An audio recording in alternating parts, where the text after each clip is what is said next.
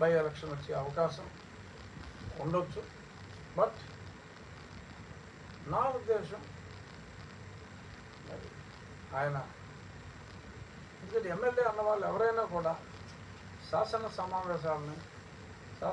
సమావేశాలని బహిష్కరిస్తే వారు నిజంగా కూడా ఆ పదవికి అర్హత లేనట్టుగానే భావించాలి. శాసనసభ్యులు శాసనసభ సమావేశాలకు రాకుండా మరి అందని ద్రాక్ష కోసం ఆరాటపడటం సమంజసం కాదు.